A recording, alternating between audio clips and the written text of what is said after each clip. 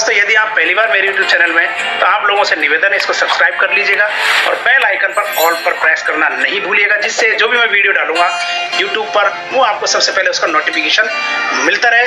तो बिना देरी के शुरू करते हैं इस बेहतरीन टॉपिक पर। सबसे पहले आप लोगों के सामने लेकर चलूँगा कि किस प्रकार से जो NHM के तहत, राष्ट्रीय स्वास्थ्य मिशन के तहत जितने भी कॉन्ट्रैक्चुअल एम्प्लॉई हैं उनको नियमित करने के लिए जो स्टेट स्तर की जो स्क्रीनिंग है, वो स्क्रीनिंग लगभग अंतिम दौर में है और उसके लिए जिलेवार जो पत्रावली जमा की जाएंगी उनका शेड्यूल जारी कर दिया गया है। उनके ऑर्डर की तरफ जो माननीय जो उपनिदेशक महोदय हैं उनके द्वारा जारी किए गए। उसके बाद मैं आपको लेकर चलूँगा माननीय बीकानेर विधायक श्रीमान जेठानंद जी व्यास और वहाँ के जो अखिल राजस्थान राज्य कर्मचारी संयुक्त महासंघ एकीकृत के जो प्रदेश वरिष्ठ उपाध्यक्ष हैं भाई भंवर पुरोहित जी, उनकी तरफ भी आपको लेकर चलूँगा। और शशि व्यास जी जो संगठन मंत्री हैं, उन्होंने आखिर किस प्रकार से सभी आला अधिकारियों से जयपुर में चिकित्सा विभाग के जो NHM मिशन के जो निदेशक हैं माननीय श्री जितेंद्र सोनी जी, उनसे शिष्टाचार वार्ता की, उनके क्या अंश हैं और जल्द ही जो कॉन्ट्रैक्चुअल एम्प्लॉय को रेगुलर करने के लिए जो नियम बनाए जा रहे हैं संविदा कर्मचारियों को नियमित करने के लिए 2024, वो जल्द ही आप लोगों के सामने नोटिफिकेशन के रूप में जारी होंगे।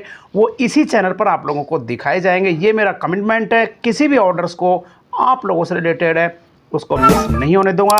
तो आप लोगों से गुजारिश जरूर बन जाती है, इस चैनल को सब्सक्राइब करके रखिएगा, बेल आइकन को ऑल पर प्रेस करना बिल्कुल नहीं भूलेगा। और आपको बता देता हूँ डियर फ्रेंड्स, जो भी मैं ऑर्डर्स डालता हूँ उसकी PDF आपको नीचे जो डिस्क्रिप्शन कमेंट बॉक्स है उसके पास में डिस्क्रिप्शन बॉक्स है, वहाँ पर हम उनका लिंक छोड़ देता हूँ, वहाँ से आप डाउनलोड भी कर पाएंगे। तो चलते हैं महत्वपूर्ण वीडियो। सबसे पहले यहाँ पर देख लीजिएगा, ये विभाग है और 28 अगस्त 2024 को ये डायरेक्ट मुख्य चिकित्सा एवं स्वास्थ्य अधिकारी जितने भी ये ज़िले हैं उनके लिए जारी किया गया है। और सब्जेक्ट भी आप लोग यहाँ पर देख पा रहे होंगे, सब्जेक्ट देख लीजिएगा, यानी आपके ज़िले में जितने भी Rajasthan contractual civil post rule के अधीन कार्यरत कर्मचारी हैं उनकी स्क्रीनिंग पत्रावलियाँ प्राप्त करने के संदर्भ में यहाँ पर देख लीजिएगा। और सबसे पहले मैं आपका ध्यान आकर्षित करना चाह रहा हूँ, इस जगह पर देखेंगे आप, इस जगह देख लीजिएगा, यानी इसके कॉन्ट्रैक्चुअल के तहत कार्यरत कर्मचारियों की राज्य स्तर पर संधारित स्कैंड पत्रावलियां प्राप्त करने हेतु अग्रलिखित कार्यक्रम के अनुसार आपके अधीन कार्यरत संस्थापन अधिकारी के साथ 2 सहयोगी कर्मचारी NH अनुभाग राज्य मुख्यालय पर उपस्थित होने हेतु पाबंद करना है। पाबंद करने के लिए यहाँ पर देख लीजिएगा, ये डिस्ट्रिक्ट है और यहाँ पर टोटल फाइल है और यहाँ पर रिपोर्टिंग का टाइम दे रखा है क्लियर, आप यहाँ नीचे की तरफ देख पा रहे होंगे इनको, ये देख लीजिएगा। और ऑर्डर की तरफ स्क्रॉल करके नीचे की तरफ मैं आपका ध्यान आकर्षित करना चाह रहा हूँ, यहाँ पर देख लीजिएगा, महिपाल सिंह परियोजना निदेशक के द्वारा इनको जारी किया गया है। अब लेकर चल रहा हूँ महत्वपूर्ण। डियर फ्रेंड्स, यहाँ पर देख लीजिएगा डिपार्टमेंट, आप देख पा रहे होंगे इस जगह पर डिपार्टमेंट देखने के बाद यहाँ पर डेट भी देख लें, 23 अगस्त 2024 लेटेस्ट है। और यहाँ पर क्रमांक भी देख लें किन के लिए, मुख्य चिकित्सा एवं स्वास्थ्य अधिकारी समस्त जिले जो राजस्थान के हैं उनके लिए यहाँ पर लिखा गया है। सब्जेक्ट देख लीजिएगा, सब्जेक्ट में सबसे पहले मैं आपको बता देता हूँ यहाँ पर जो प्रसंग रखा गया है, यहाँ देख लीजिएगा 2 अगस्त 2024 को लेटर है 1325 नंबर का। उसके बाद में संदर्भ जो है यहाँ पर देख लीजिएगा 16 अगस्त 2024 की टिप्पणी, ये दोनों लेटर की तरफ भी मैं आपको लेकर चलूँगा। उससे पहले मैं आपको बता देता हूँ इसमें जो महत्वपूर्ण बात है इस लेटर के अंदर ध्यान आकर्षित कर रहा हूँ, यानी जो मुख्य चिकित्सा अधिकारियों के द्वारा जो 6 अक्टूबर 2023 को जो गाइडलाइन जारी की गई, यानी वित्तीय प्रशासनिक स्वीकृति पदों का जो क्रिएशन किया गया था वो इस 6 अक्टूबर 2023 के तहत किया गया था, उस रूल की तरफ भी लेकर चलूँगा। उससे पहले मैं आपका ध्यान आकर्षित करना चाहूँगा कि यहाँ पर ये जो टिप्पणी की गई है 2 अगस्त और 16 अगस्त 2024 की, आखिर इनमें कौन से निर्देश प्रदान किए गए थे और उनकी गाइडलाइन क्या है उसकी तरफ बने फ्रेंड्स। यहाँ पर सबसे पहले इस लेटर की तरफ ध्यान आकर्षित कर रहा हूँ आपका, देख लीजिएगा, यहाँ पर मिशन निदेशक राष्ट्रीय स्वास्थ्य मिशन जयपुर के लिए लिखा गया है। यहाँ पर देख लीजिएगा स्वीकृति का जो लेटर है जिसका डेजिग्नेशन मैंने आपको बताया था, ये सब्जेक्ट भी आप देख पा रहे होंगे, पदों का सृजन नियमित पदों में किया गया था, उस नियमों का ये रूल है। और यहाँ पर सबसे पहले जो मैं आपका ध्यान आकर्षित कर रहा हूँ, यहाँ पर पद देख लीजिएगा और यहाँ पदों की जो लेवल है और पदों की संख्या यहाँ पर आप लोग देख पा रहे होंगे, यहाँ देख लीजिएगा ग्रेड पे लेवल कौन कौन से हैं और कितने पदों की संख्या है, यानी सीटों का जो सृजन जो क्रिएशन हुआ था वो लेटर आपकी तरफ में दिखा रहा हूँ। और यहाँ पर डेट भी देख लीजिएगा किसके द्वारा ये जारी किया गया, 6 अक्टूबर 2023, जो मैं लेटर में आपको दिखा रहा था उसकी तरफ। अब चलते हैं नए नियम की तरफ फ्रेंड्स। अब मैं आपका ध्यान इधर आकर्षित कर रहा हूँ, देख लीजिएगा 2 अगस्त 2024 का 1325 का ये डिस्पैच नंबर है और मुख्य चिकित्सा स्वास्थ्य अधिकारी समस्त जिलों के लिए इसको लिखा गया है, सब्जेक्ट भी आप लोग देख लें। सबसे पहले जो महत्वपूर्ण बिंदु है यहाँ पर देख लीजिए, जो अभी मैंने लिस्टों का जो कितने पद सृजित किए गए थे 4518 किए गए, 6 अक्टूबर की जो गाइडलाइन थी उसके अकॉर्डिंग ये जारी किए गए थे और नियम 11 जनवरी 2022 के रूल के तहत इसको जारी किया गया था। इसको क्लियर देख लें आप लोग। और इसको देखने के बाद में मैं आपका ध्यान आकर्षित कर रहा हूँ नीचे की तरफ, देख लीजिएगा यहाँ पर नोडल अधिकारी जारी कर दिए गए थे। और इसको देखने के बाद में सबसे जो महत्वपूर्ण बिंदु है उसकी तरफ ध्यान आकर्षित कर रहा हूँ, ध्यानपूर्वक सुनिएगा। राष्ट्रीय स्वास्थ्य मिशन के अंतर्गत 15 वर्ष या अधिक अवधि की संतोषजनक सेवा दिनांक 1 अप्रैल 24 यहाँ ध्यान कर लीजिएगा, मैं इसको अंडरलाइन भी कर देता हूँ। यानी जो रूल एनालिसिस करते हैं तो आप लोगों को जो अंडरलाइन करता हूँ वहाँ पर आपको विशेष तौर से ध्यान रखना है। यहाँ पर देख लीजिए 1 अप्रैल 2024 को पूर्ण कर चुके या कार्यरत संविदा कार्मिक का दस्तावेज सत्यापन संलग्न चेकलिस्ट के अनुसार किया जाए। यहाँ पर ये 2 लाइन में अंडरलाइन कर रहा हूँ, देख लीजिएगा। यानी जिनका 15 वर्ष हो गया उनकी जो गाइडलाइन है उनका काउंटिंग कहाँ तक किया जाएगा, 1 अप्रैल 2024 तक। यानी जो एक्सपीरियंस है एजुकेशन का आपका कार्य करने का वो 15 वर्ष, यानी आईएएस पैटर्न के अकॉर्डिंग 15 वर्ष यदि आपका हो रहा है तो मल्टीप्लाई जब अपन जाएंगे उन वर्षों को 3 से, तो आपका आईएएस पैटर्न के अकॉर्डिंग 5 वर्ष हो जाना चाहिए। कुल अनुभव आपका 15 होना चाहिए। 1 अप्रैल 2024 तक उसको काउंट किया जाएगा, ये ध्यान रखिएगा। उसके बाद एक गाइडलाइन जो विशेष तौर से नोट्स डाला गया है, इसमें देख लीजिएगा।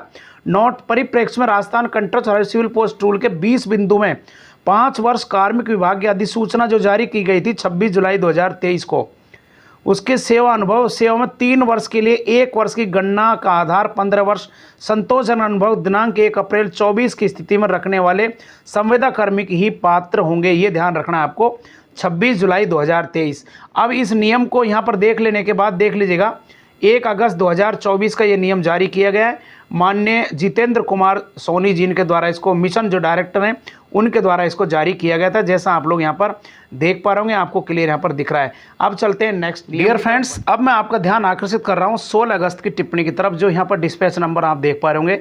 16 अगस्त 2024 की जो टिप्पणी है उसका पैरा 5864 एन के क्रम में मैं आपका ध्यान आकर्षित करना चाह रहा हूँ। इस नियम को आपको ध्यान, वीडियो चाहे आपका लेंथी हो लेकिन आपके फ्यूचर से रिलेटेड ये वीडियो बनाया गया है। यहाँ पर इसको अंडरलाइन करके मैं बता रहा हूँ, उस चीज़ पर आपको विशेष ध्यान रखना है। यानी जो अनुभव की जो गणना है नियम 22 में अनुभव की गणना 1 अप्रैल की स्थिति में किए जाने का प्रावधान विद्यमान है, लेकिन कार्मिक विभाग की अधिसूचना जो 4 अक्टूबर 2023 को जो जारी की गई थी नियमितीकरण हेतु वर्ष 2023-24 की अनुभव की गणना हेतु 3 वर्ष की संविदा सेवा यानी 2 वर्ष की छूट देते हुए 3 वर्ष की गणना कब तक की जाएगी, कौन सा पात्र माना जाएगा, वो यहाँ पर देख लीजिएगा 1 अप्रैल 2023 तक। इसको मैं अंडरलाइन भी कर रहा हूँ, इसको कोष्टक में देख पा रहे होंगे यहाँ पर इस जगह।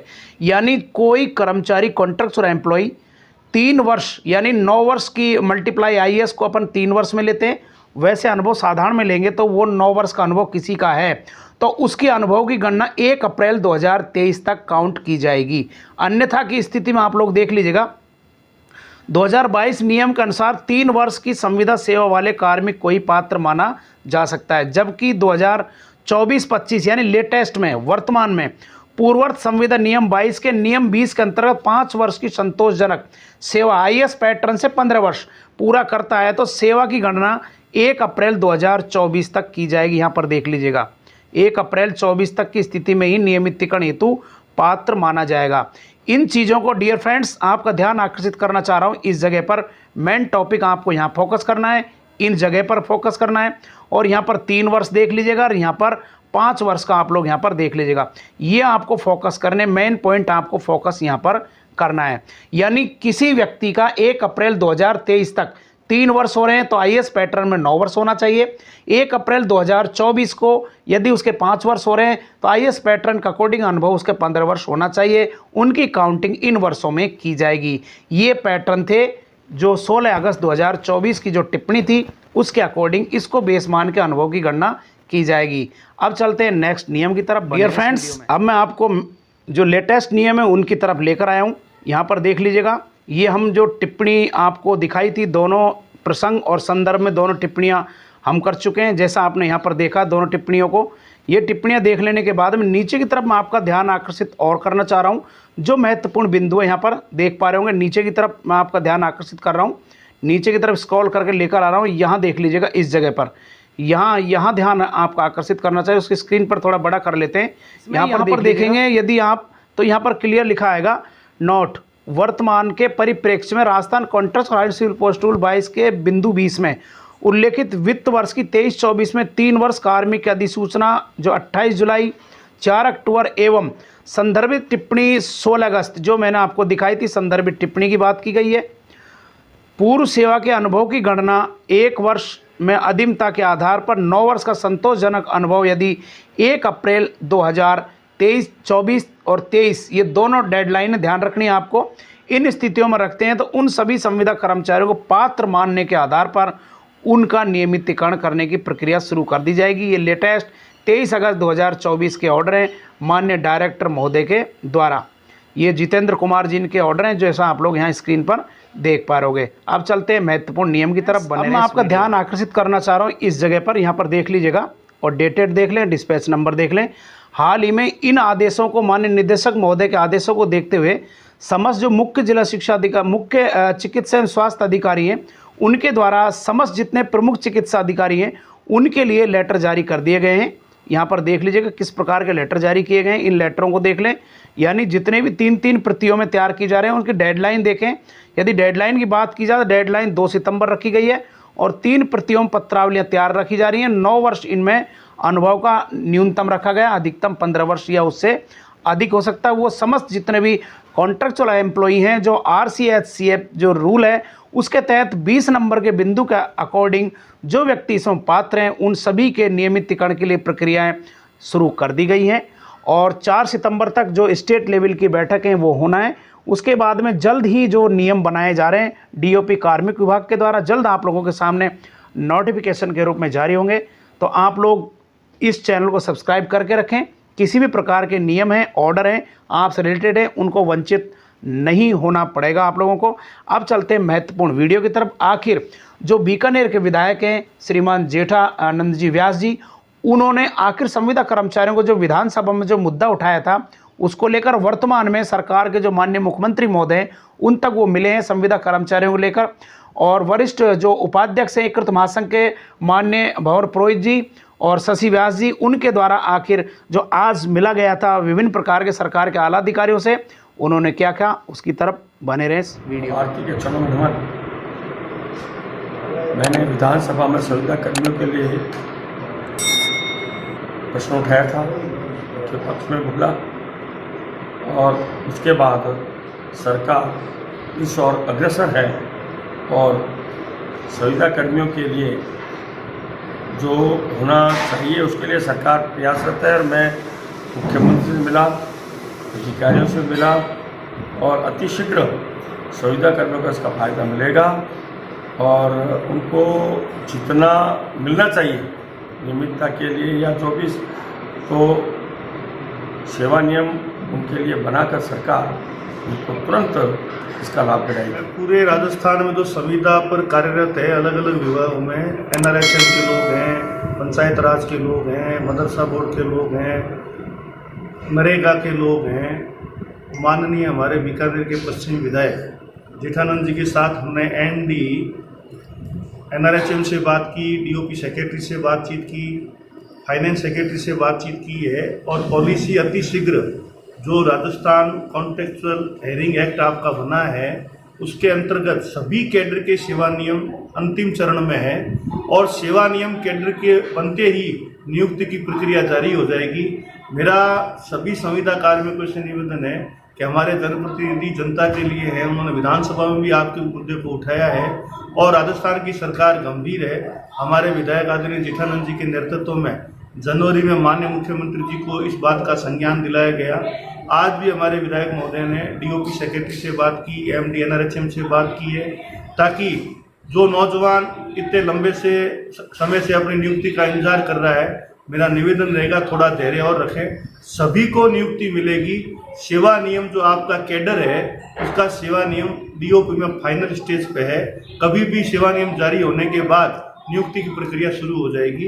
ये हमारा। तो दोस्तों आज के लिए बस इतना ही। यदि आप लोगों को वीडियो अच्छा लगा हो तो इस वीडियो को जरूर लाइक कीजिएगा और इससे अच्छे बेहतरीन वीडियो पाने के लिए आप लोग इस चैनल को सब्सक्राइब कीजिएगा और बेल आइकन को ऑल पर प्रेस करना बिल्कुल नहीं भूलिए, जिससे जो भी मैं नया वीडियो डालूंगा उसका नोटिफिकेशन सबसे पहले आपको मिलता रहे। तो आज के लिए बस इतना ही, फिर नेक्स्ट वीडियो के साथ मिलते हैं। थैंक्स।